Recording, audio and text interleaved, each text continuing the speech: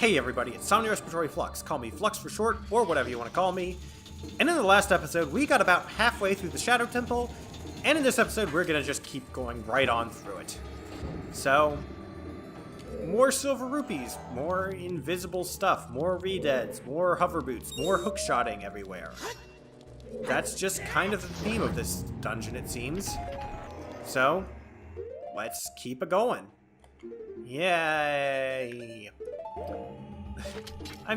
I promise I'm not being very, I'm not meaning to be, rude about this dungeon, because it is still a good dungeon. It's just kind of, me thinking about it, it's a little bit weird at times. Now, this chest is actually the source of a bit of a sequence break, actually. It's kind of funny. Once you kill both of the redeads in this room, you can actually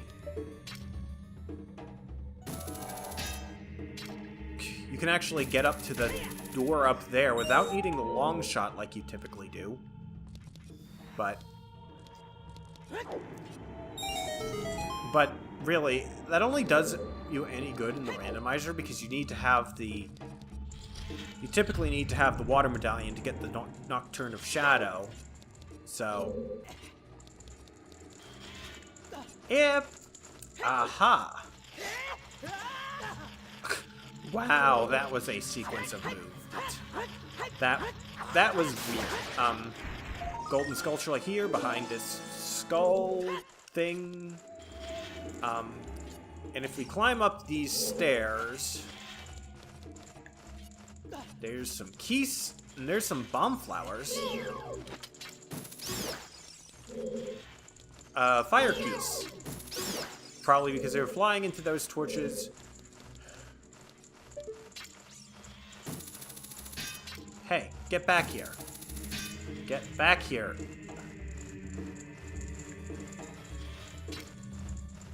Whether with the hookshot or the bow, getting these things, if they are not wanting to attack you, is a little difficult. Getting them with the sword, if they're not attacking you directly, is impossible.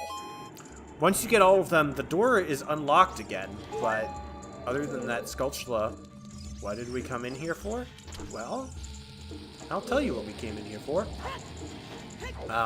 Not to miss the basket. Playing basketball with bombs into a flaming skull vase, which is technically much easier than the Goron vase in Goron City. Blow it up, and there's a small key, believe it or not. Such a weird location for them to hide a key in a room that otherwise seems optional. But it's pretty cool. I completely forgot to open this chest. And this is a blue ruby. So, yeah. Okay, there's a hookshot target up here. Okay, I barely missed it. So we use our one small key on our door. And again, proceed linearly through the dungeon. Yeah, this is a very linear temple. Ah. And now we have more boot switching, but this time between the hover boots and the iron boots. Interestingly enough, the iron boots make it so that we're not getting blown around by the wind in this room. So, and they don't actually slow down your walking too terribly much, oddly enough. Use the hookshot to get across this gap. Even with the iron boots, which you would think that would really hurt if your feet are being weighed down. Why can I not jump? Okay, there. That was weird. I was climbing up the instant that I was doing that. Also, that thing will send fire. I think you can shoot it with an arrow, but it's not really necessary or worth it. So we just proceed into this door. Lots of just big rooms connecting small rooms where you actually do things in this dungeon. It's like most of the dungeon is in the small rooms off to the side. But, okay. Okay. Weird. I probably could have taken off my iron boots for this, but... Now, Navi has something to say here. She says, I can hear the spirits whispering in this room. Those who have sacred feet should let the wind guide them. Then they will be led to the hidden path. That's what they're saying. That's actually a hint to the previous room. But don't miss this chest here in the corner that's invisible. It's arrows. If you have your compass, you should be able to get that pretty easily. And now, okay. What are you doing? And now if you look over at this wall, see there's something on the map. Yes, there's a hidden passage right across from this fan. So, let's switch on our hover boots. And stop it. Let the wind guide us. It's just kind of a little cool thing, honestly. And once again, no keys, locked room, 2 chests on the map. What do you think we're gonna do? We're going to find some chests. One of them is under here, sneakily invisible. And it holds a small key. Then there's these Gibdos.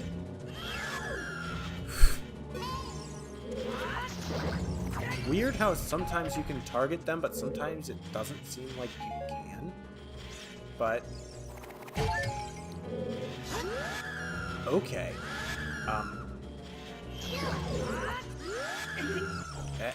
Stop doing that to me. It's weird and gross. Okay. And yet another chest appears here. And if you open it, it turns out to be a blue ruby. Yeah, they do that a lot in this dungeon. They make it seem like there's an obvious chest, but then they hide another one that you can find with your lens of truth. And now, here we are at the boat we saw earlier. The boat. Pulled this block, which serves 2 purposes, actually. One is so you can pull it towards that, so you can get up that ladder. And the other is it actually is a shortcut back up to the top of the temple, back up to where we came in. That's a really neat thing that they did, and I'm kind of glad they did that. But, in any case, now we've got a long block pushing bit here. But it is the lead up to one of the cooler things in this dungeon. And oh boy, I just realized something. But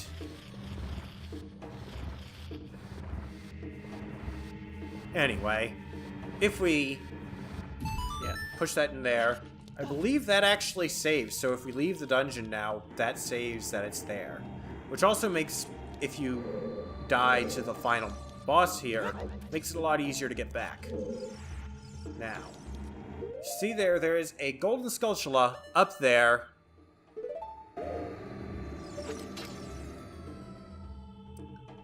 And there's also Navi saying, oh, you can get the Scarecrow song.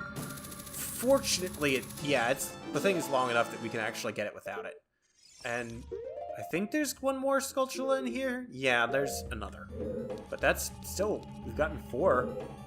And we see the Triforce, which means play Zelda's Lullaby. And let one of the freaking awesome things in this game happen. The bells on the boat start ringing. The boat starts to bob up and down and move forward down the river of smoke. It looks a little weird bobbing up and down like that, like it's on wheels, but it's supposed to be kind of like paddle wheels, I guess. But yeah, now we have this long boat ride down what's basically the river Styx. Because we're being attacked by Stalfos.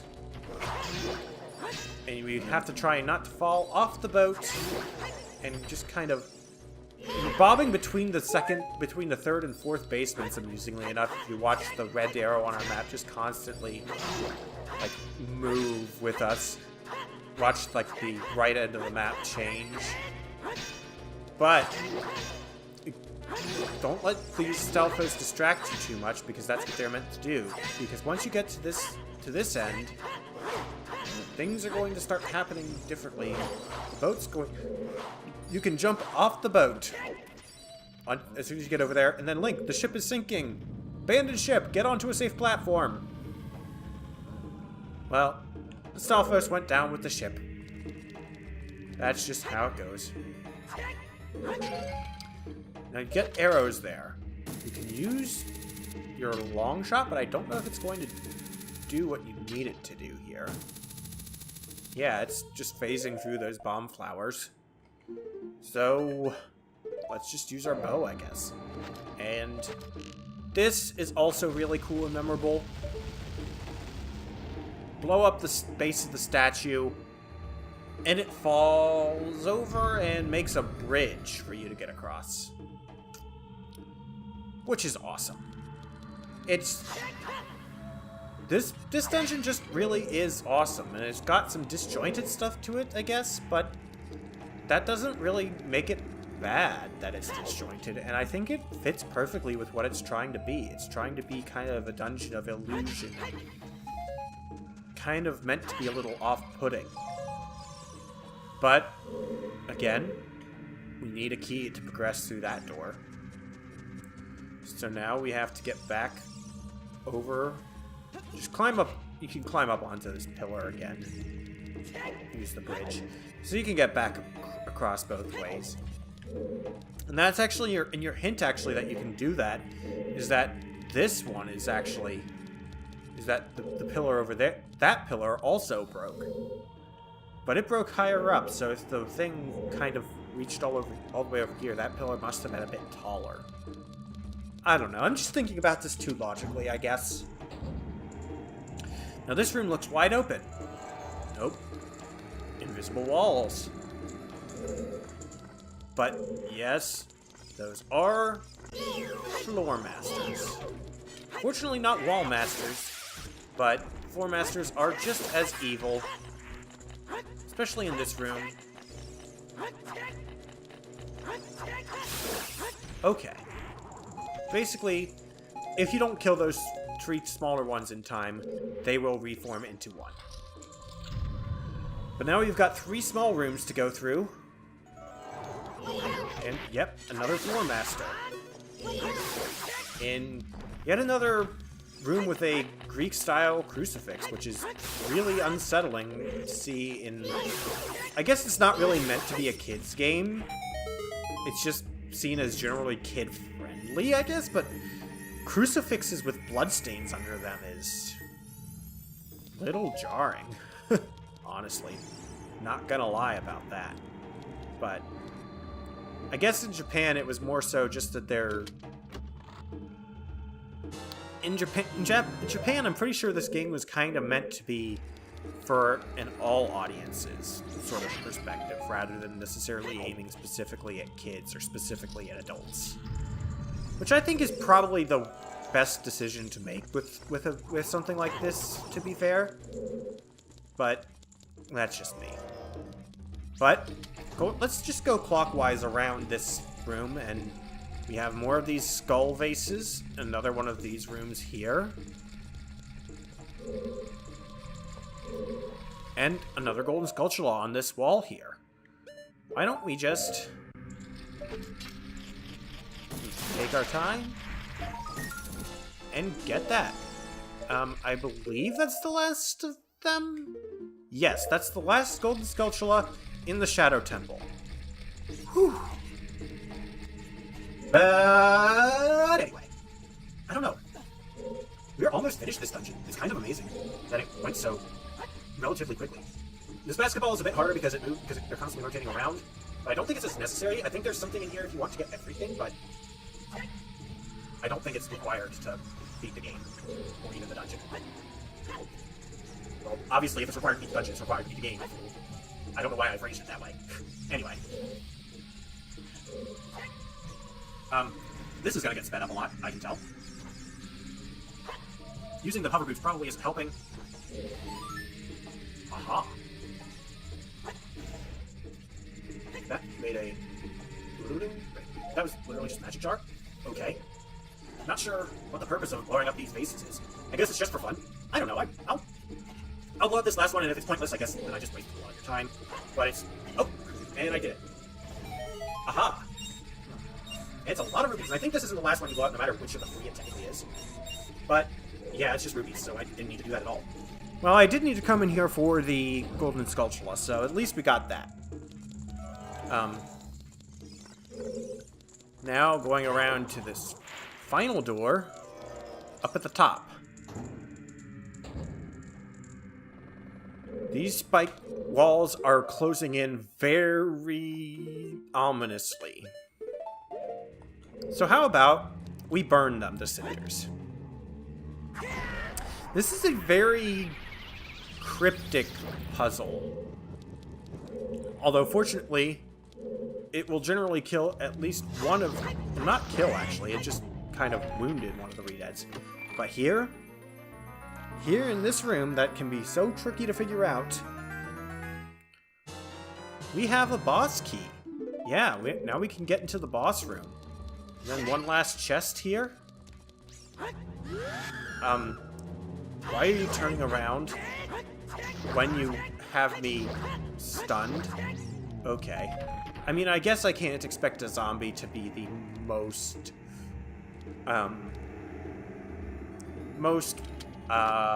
intellectual. Yep, a blue rupee. Yet again. But yeah. Now that we're finished, we're finished in this room. We can now go and use our key and then our boss key to unlock the final doors of the Shadow Temple.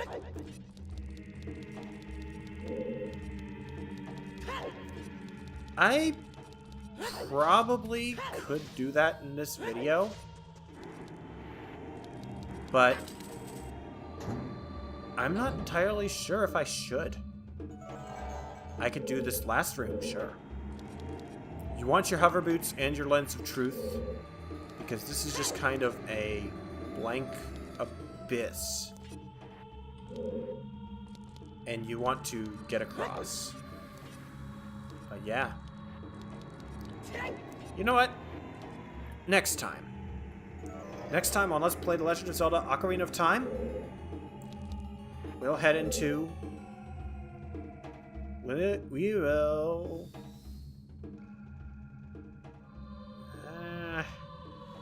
Actually, no. I'm going to go in and do this now. If you have the hover boots, that'll actually, like, pretty much push you into the boss arena. It's kind of funny. But no.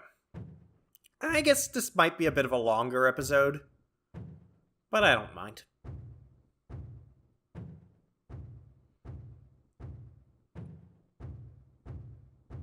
Yeah, I guess I kind of waffled on that a bit, but... Phantom Shadow Beast, Bongo Bongo. No wonder you turn invisible. It's kind of, yeah. What you want here, I guess I could have equipped it earlier, are Lens of Truth and your arrows. You want to shoot each of the hands to stun them and turn them blue. Then shoot the eye to stun it. Get in a sword attack or two. And lather, rinse, repeat. You're probably going to want your large size quiver for this, even though it will drop arrows pretty much constantly. You also want your double magic meter, just naturally. Your hover boots can help or hurt depending on what you're used to. When it's a when the hand is a fist, you can't shoot it. It's it's only when it's a flat palm that you can actually stun it. You have to stun both hands at once as well. Okay.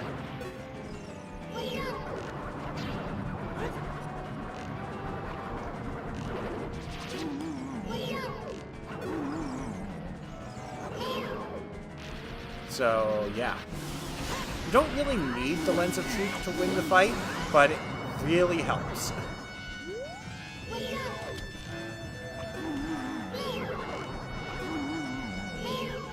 But it is... if you can just get into a rhythm and not let it get in an inch, this is probably one of the easier boss fights, in my opinion. But it's also one of the easier ones to mess up. Okay. When it does that, it'll grab you. And I'm pretty sure throw you. Also, yeah, this stuff kind of floating around here will just damage you.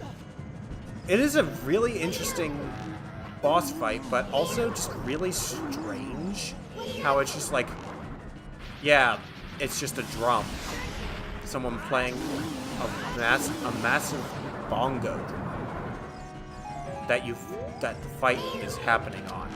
It's a cool idea, don't get me wrong, but it also makes relatively little sense why this particular boss is fought like this, you know? Okay, I've got that annoying beeping. Fortunately, I have fairies. There is just an arrow sticking in midair because I pretty much had it knocked as I was...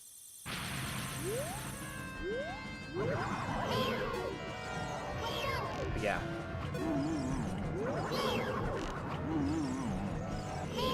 Okay. Let's just try this again, shall we? Yes. This is definitely one of the weirder looking bosses in the game, but I guess it's... I don't know. It also just seems... again, the main thing that's weird about this is that it doesn't really particularly fit with the Shadow Temple. But at the same time, that makes it fit all the more, if that makes any sense.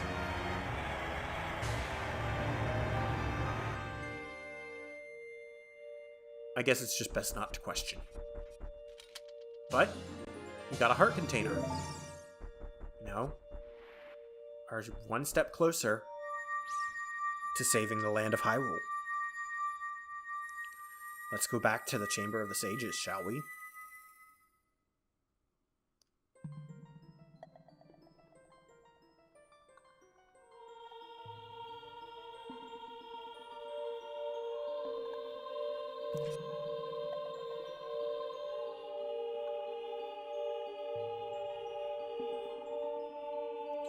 The boy with the noble Zelda's Ocarina. As I expected, you have come. I am Impa, one of the Sheikah. I am Princess Zelda's caretaker, and I am also the sage who guards the Shadow Temple.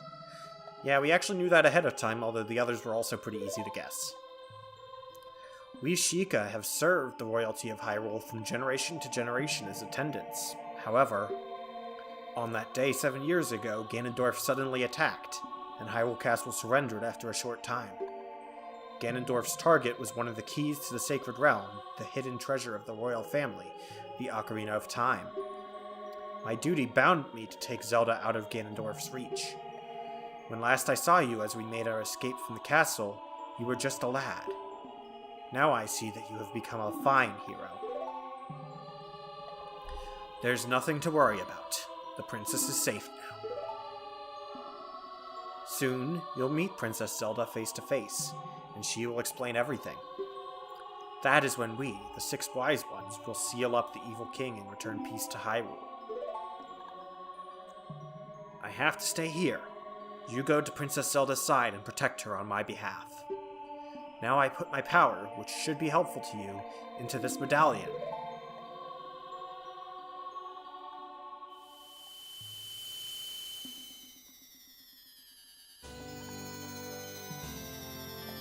It's purple. Purple is a color. You receive the Shadow Medallion. Impa awakens as a sage and adds her power to yours. Please look out for the princess.